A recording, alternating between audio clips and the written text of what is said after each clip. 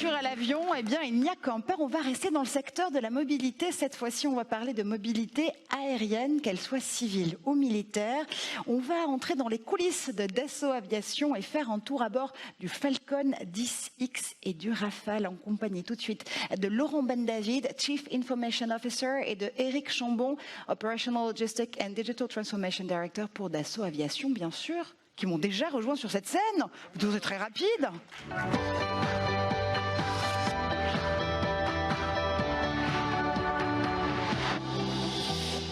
Je ne savais pas qu'un vol en Falcon 10X ou en Rafale était aussi rapide. Bravo, vous êtes déjà sur cette scène avec moi. Merci de m'avoir rejoint.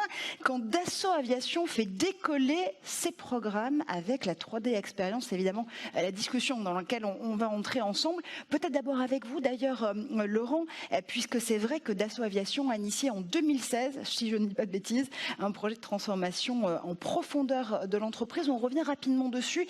Quel était le but, d'abord, de ce projet, et puis comment est-ce qu'il a été déployé? Quels sont les axes? Alors, tout à fait. Alors, c'est en octobre 2016. Les axes étaient qu'à un moment donné, on avait une concurrence qui était de plus en plus forte, une imprévisibilité des marchés.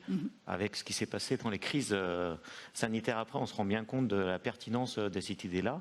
Et c'était de retrouver finalement des axes pour améliorer la compétitivité et la productivité de l'entreprise Dassault Aviation, tout simplement en donnant des produits le plus adaptés possible à nos utilisateurs.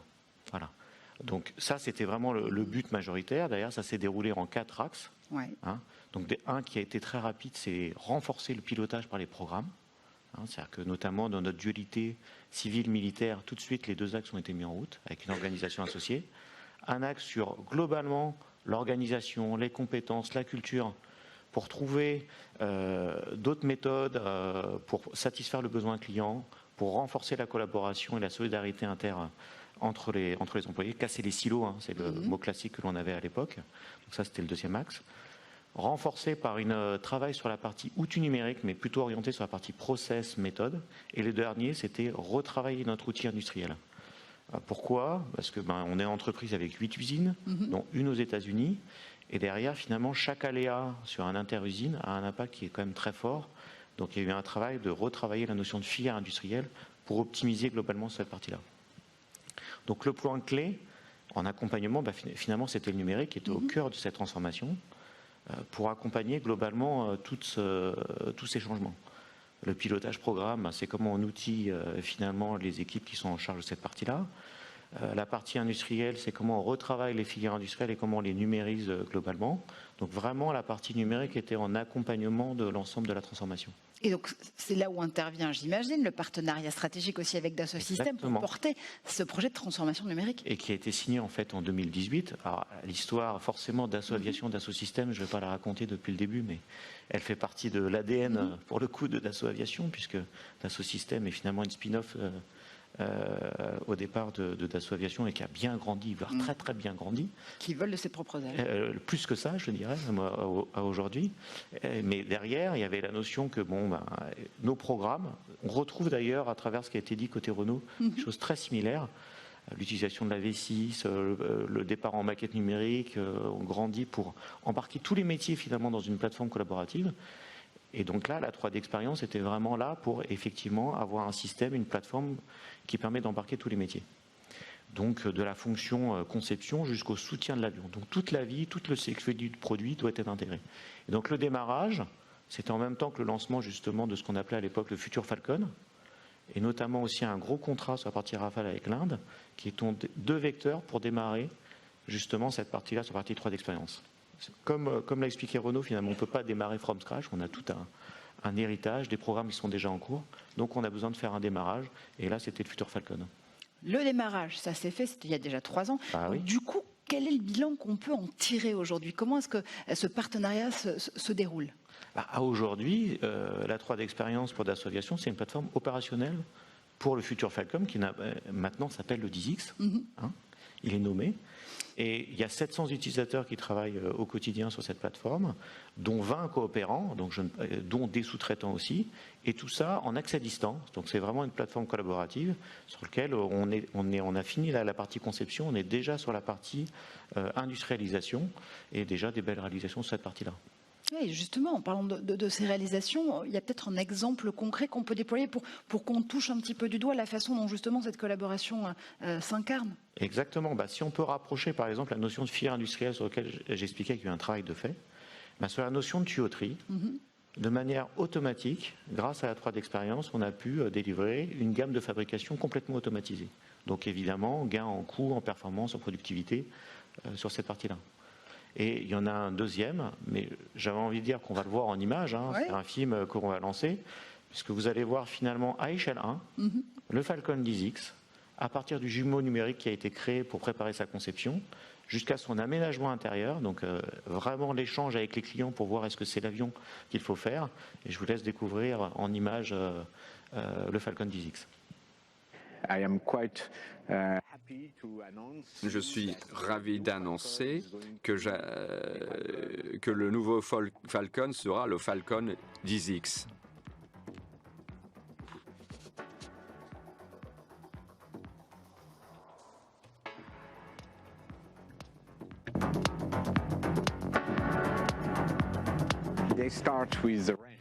L'autonomie de l'appareil est capitale. On nous demande dès lors de sortir un avion à très forte autonomie. C'est le cas avec le Falcon 10X. Il offre une autonomie de 7500 milles nautiques, mais le confort intérieur est aussi important. Avec un vol long, il faut rester efficace, il faut se sentir chez soi. Le 10X surclassera tout autre avion d'affaires. Il nous remettra, c'est l'avantage, en position de force sur tous les Falcons actuellement en exploitation dans le monde. Qui est prévu à l'horizon 2023, si je ne dis pas de bêtises. Tout à fait. Donc c'est là on se rend compte de la prouesse finalement de ce qu'on appelle le e-rollout. Tout ce que vous avez vu à échelle 1, de manière holographique, dans un vrai hangar d'Assaut Aviation, vous voyez finalement l'usage quelque part dans le monde réel d'une maquette numérique et tout ce qu'on peut préparer pour justement pouvoir échanger avec le client. Est-ce qu'on fait le bon avion quelque part? Absolument. Alors encore une fois, on revient vraiment dans le concret là. On a compris comment vous aviez conçu cette tuyère par exemple, mais quelles sont les fonctionnalités, quels sont les indicateurs qu'on va utiliser? Alors, comment va ça se passer cette collaboration autour de la 3D Experience? Derrière, il y a quand même quelque chose de fondamental qui fait partie de notre transformation. C'est la notion de ce que l'on appelait de bureau d'études étendu. Alors, dans notre vocabulaire, ça veut dire qu'on voulait embarquer pas que les équipes bureau d'études historiques, conception, mais l'ensemble de l'organisation au sein de l'équipe pour créer ce nouvel avion. Donc ce qu'on a appelé bureau d'études étendu. Donc plusieurs points. Derrière, ça veut dire qu'on embarque la notion de pilotage programme, pilotage au jalon, le suivi des livrables. On a une gestion de configuration qu'on souhaite complètement intégrer, qui permet d'avoir les impacts finalement quand on fait des modifications tout au sein de la chaîne. Qu'on puisse travailler sur l'automatisation de nos industrialisations au plus tôt, que la complétion, c'est ce que vous avez vu, l'aménagement intérieur, vous avez vu qu'il y avait déjà des prototypes déjà de fait qui ont été montrés, puisse déjà travailler, savoir comment je gère les espaces de cet avion. Et point clé, c'est dès le départ, et c'est important dans la partie bureau d'études étendu, c'est comment je travaille le feedback finalement de l'ensemble des équipes à travers ce qu'on a appelé la gestion des faits techniques ou issue management dans la plateforme. C'est-à-dire qu'à chaque fois qu'il y a quelque chose, comment je peux remonter directement à la conception pour avoir vraiment des boucles rapides, de faire le bon produit le plus rapidement possible. Donc c'est quelque chose de fabricable, quelque chose au bon coût. Et donc là, on retrouve des capacités très importantes dans la plateforme, la capacité d'avoir ce qu'on appelle du cost intelligence, c'est-à-dire de remonter des informations au bureau d'études sur les coûts nécessaires à la fabrication, à la conception de l'avion. Donc c'est un point clé pour améliorer notre productivité, notre compétitivité. D'autres points, c'est comment je peux accélérer la mise en œuvre de mon avion avec des fonctions, ce qu'on appelle le reuse dans nos termes, c'est-à-dire comment je peux réutiliser un maximum de choses de faites. Donc il y a des capacités aujourd'hui de moteur de recherche au sein de la 3D Experience en 3D qui permettent de faire de réutilisation de pièces qui ont déjà similaires ou déjà faites pour optimiser globalement le processus. Donc tout ça, et c'est la partie importante, c'est comment j'ai une plateforme unique avec un référentiel unique, c'est exactement les mêmes termes que c'est dit Renault, une single point of truth. On a vraiment besoin de ça pour être en instantané, pour être rapide et pour avoir vraiment des capacités de décision avec les bonnes données. Ça, c'est vraiment sur la partie processus et la partie fonctionnalité. Si on voulait aller un petit peu plus dans là où les, j'ai envie de le mettre au pluriel directement, plus-value de la plateforme 3D Experience. Et justement, en suivant notre exemple du Falcon 10X. Derrière, bon, on a vu, j'en ai parlé, la partie coût au plus tôt, la partie réutilisation, c'est des choses quand même importantes. La partie entreprise étendue, comme on l'a dit, on collabore sur un référentiel unique avec nos sous-traitants, avec nos coopérants en temps réel. Alors, je ne vais pas trop m'avancer sur la partie Big Data parce que Eric va pouvoir en parler un peu plus sur un exemple un peu plus concret, notamment sur la partie Rafale. Et pareil, sur la partie gestion des faits techniques, il va pouvoir aussi aller montrer ce que la partie 3 d'Expérience Plateforme a pu apporter jusqu'au bout. Donc, c'est vraiment des gains qui sont globaux. Donc il y a aussi la partie préparation de l'usine du futur avec les capacités automatisation. Donc ça c'est un point important, c'est-à-dire que cette capacité qu'a la 3D Expérience d'accompagner Dassault Aviation sur ce qu'on appelle l'usine future, l'industrie 4.0 et aller avoir une plateforme prête à cette partie manufacturing évoluer. Absolument. J'imagine qu'il vous reste quand même, d'ici le premier vol prévu pour 2023, horizon 2023 si on est, quelques défis à relever. Ah, tout à fait. Alors les défis, finalement, la plateforme de décollage, c'était le 10X. Donc cette partie-là, elle est globalement décollée, puis elle est en cours de stabilisation, en termes même de version 3 d'expérience sur cette partie-là. Le point clé, finalement, c'est comment tous nos projets en développement peuvent rejoindre la plateforme équivalente pour obtenir les mêmes gains. Donc notamment le Rafale, qui est une plateforme qui est en développement constant sur cette partie-là, donc ça c'est un point clé. On a effectivement le 6X, qui est l'avion qui est sorti cette année et qui va être à la vente, qui va être fourni aux clients plutôt dès l'année prochaine.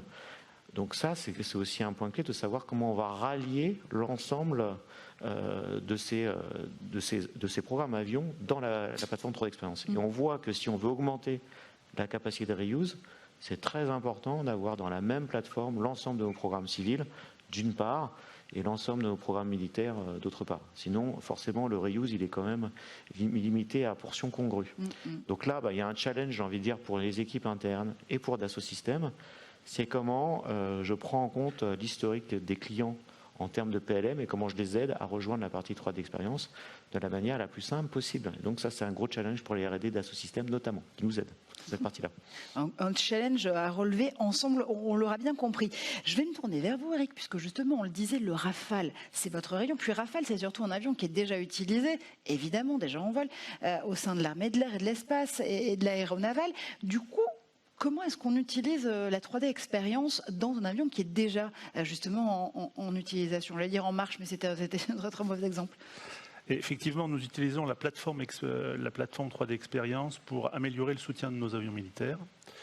Il faut savoir que concernant l'utilisation des avions, les forces armées sont à la recherche permanente d'un haut niveau de disponibilité de leur flotte, de manière à pouvoir disposer d'un nombre maximum d'avions opérationnels pour assurer l'ensemble des missions qui leur sont confiées et assurer également l'entraînement de leurs équipages. Donc dans ce cadre, il y a des contrats de maintien en conditions opérationnelles qui sont confiés aux industriels pour garantir ce haut niveau de disponibilité. Et nous utilisons dans le cadre de ces contrats la plateforme 3D Expérience pour finalement exploiter toutes les données qui sont générées au cours du cycle de vie de l'avion, que ce soit au niveau de la conception, au niveau de la fabrication, puis derrière au niveau de l'utilisation des avions. Et nous allons croiser l'ensemble de ces données pour identifier les axes de travail sur lesquels nous allons porter nos efforts afin d'améliorer la définition de l'avion, la définition de son système de soutien, les plans de maintenance, les outils de diagnostic, et également d'améliorer la réactivité de la supply chain industrielle pour pouvoir disposer des matériels au bon moment lorsqu'il faut dépanner les avions. Oui, je crois qu'il y a même un nom très particulier pour désigner ces contrats, c'est celui de Ravel. Pour ceux qui ne seraient pas des initiés, soyons francs, du militaire, ça veut dire quoi le contrat Ravel? Ça vous oblige à quoi exactement? Alors le contrat Ravel, c'est le contrat qui a été confié à Dassault Aviation pour garantir un haut niveau de disponibilité de l'avion Rafale. Donc Ravel, ça veut dire Rafale verticalisé. Donc c'est un contrat verticalisé. La verticalisation des contrats permet de confier à un industriel unique, en l'occurrence Dassault Aviation en tant qu'avionneur et architecte industriel, de lui confier la responsabilité globale de l'engagement de disponibilité. Charge à lui de coordonner l'ensemble des industriels qui sont impliqués dans le programme pour améliorer cette disponibilité. Ainsi, dans le cadre du contrat Ravel, Dassault Aviation est responsable du support de l'ensemble des équipements de l'avion, à l'exception du moteur et des sièges éjectables qui sont confiés à quelqu'un d'autre. Mais l'ensemble du reste des matériels sont coordonnés par Dassault Aviation pour améliorer cette disponibilité.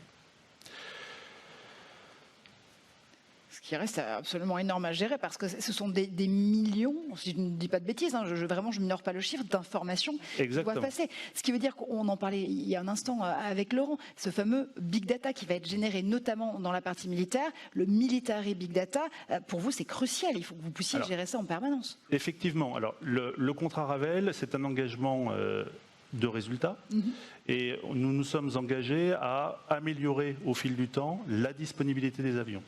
Et pour cela, nous mettons en place un certain nombre de services et d'outils, de ressources, tous les outils qui sont nécessaires pour améliorer cette disponibilité. En termes de services, je citerai par exemple la mise en place de plateaux techniques en colocalisation, dans lequel on va retrouver du personnel industriel, du personnel étatique. Tout ceci pour améliorer et accélérer les prises de décision et la résolution de faits techniques.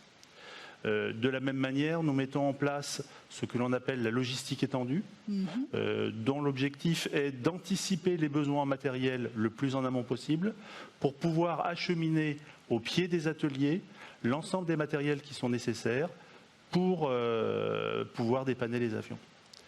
Et associé à ces services, nous développons un certain nombre d'outils informatiques.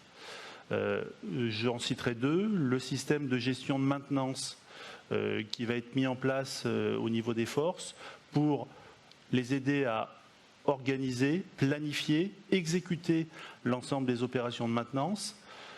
En lien avec ce système, nous avons un système de gestion logistique connecté et qui, dès la planification des opérations, va pouvoir anticiper les besoins en matériel, de manière à pouvoir derrière livrer les matériels quand il le faut. Autre gros outil qui vont nous aider à améliorer cette disponibilité, c'est la plateforme Big Data qui est développée avec Dassault Systèmes sur les technologies 3D Experience. Et justement, pour qu'on se rende bien compte de l'importance de ces téraoctets d'informations qui passent dans la plateforme Big Data et de l'importance cruciale que ça a pour vous, on l'a compris, notamment au niveau de la gestion de ces contrats Ravel, on va regarder en images ce que ça donne.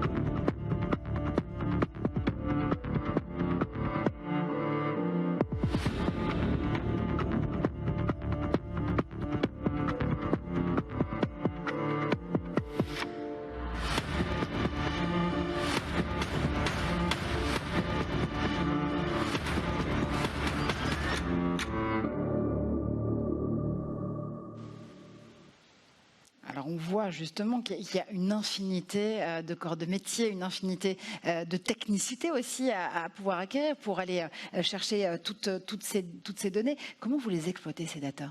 Alors, effectivement, ce que l'on peut voir dans le film, c'est que finalement, lorsque l'on exploite l'avion, on va être confronté à différents types de données. On va avoir des données structurées, Ce sont les données qui sont générées lors de la conception de l'avion au travers des systèmes tels que le PLM, au niveau de la fabrication avec les systèmes ERP, mais nous avons également des données que l'on va récupérer à l'issue des vols de l'avion, mais on a également des données non structurées. Ce sont tous les constats qui sont faits par les pilotes, les mécaniciens, les industriels lorsqu'ils réparent les matériels et qui sont consignés dans un certain nombre de rapports techniques. Nous avons également de la documentation. Et le but de la plateforme, c'est de rassembler l'ensemble de ces données qui sont de nature complètement diverse et de définir finalement des liens entre ces différentes informations pour pouvoir derrière assurer une exploitation efficace de l'ensemble de ces données. Ouais, en parlant d'exploitation, il y a aussi d'autres caractéristiques de cette plateforme. On va pouvoir parler de collaboration, de maintenance prédictive aussi, qui est cruciale, on l'a compris tout à l'heure. Tout à fait. Juste peut-être pour revenir déjà sur la caractéristique de la plateforme qui permet de confronter les données du monde virtuel avec les données du monde réel. Le monde virtuel, c'est ce que on en a parlé précédemment, c'est la notion de jumeau numérique. On va retrouver derrière l'ensemble des données issues du monde de la conception. On va, sur ces données, effectuer un certain nombre de simulations, d'estimations prévisionnelles. Et on va pouvoir comparer ces données prévisionnelles avec finalement les données que l'on rencontre que l'on récupère lors de l'exploitation des avions. Et on va pouvoir comparer ces données et identifier les écarts qui sont finalement les axes sur lesquels nous allons porter notre effort pour améliorer la définition de l'avion, le système de soutien et éventuellement la réactivité de la supply chain. L'ensemble de ces données va être structuré autour du référentiel technique numérique de l'avion qui aura été défini au niveau de la conception. Pour revenir sur l'aspect collaboration, nous utilisons les capacités de collaboration offertes par la plateforme pour faciliter l'instruction des faits techniques rencontrés pendant l'utilisation des avions. Il faut savoir que la résolution d'un fait technique implique un certain nombre de métiers, qu'ils soient en interne d'Assaut, mais également chez les industriels co-traitants. Et donc nous mettons en place cette plateforme pour créer une continuité numérique, faciliter les échanges d'informations et ainsi accélérer la résolution technique de ces faits techniques. La plateforme nous permet notamment de pouvoir agir en termes de planification à différents horizons. Un horizon court terme pour trouver les solutions court terme qui permettent de remettre en vol le plus rapidement possible l'avion, et un horizon un peu plus moyen ou long terme si le fait technique nécessite une adaptation de l'avion, où on va instruire des fiches de modification de l'avion ou une évolution de la documentation. Et donc on va pouvoir gérer avec la plateforme 3D Experience et le court terme et le moyen terme et s'assurer qu'en final, on a soldé l'ensemble des aspects lorsqu'on a traité le fait technique. Ça permet justement de courir à la fois ce marathon et ce sprint dans cette gestion des datas. Ça, c'était pour les caractéristiques de la plateforme. Maintenant, il y a aussi des objectifs opérationnels. Alors, les objectifs opérationnels, comme on l'a vu en introduction, l'objectif, c'est vraiment d'améliorer la définition de l'avion, de son soutien pour améliorer la disponibilité de l'avion, et en agissant de cette sorte, on va également réduire le coût de possession de l'avion, on va réduire les coûts de maintenance associés. Autre intérêt de la plateforme, c'est que la plateforme nous permet d'assurer la gouvernance de données qui a été confiée par l'État à Dassault Aviation en tant qu'architecte industriel, et nous pouvons ainsi, de par les caractéristiques de la plateforme, mettre à disposition de chaque industriel partenaire l'ensemble des informations et seulement ces informations qui sont pertinentes pour améliorer la définition de leurs équipements. Et enfin, suite aux travaux qui sont en cours, nous envisageons d'ouvrir cette plateforme en 2022 à l'ensemble de nos partenaires, que ce soit des partenaires industriels, mais également le personnel étatique, de telle manière que cette plateforme soit finalement demain le lieu d'échange privilégié pour l'analyse de tous les événements qui vont pouvoir être rencontrés au niveau du programme Rafale. Merci infiniment, messieurs, pour cette perspective de haut vol, si j'ose dire, sur justement la 3D Experience. Merci. Merci. Merci à vous, je vous laisse regagner la salle. Merci.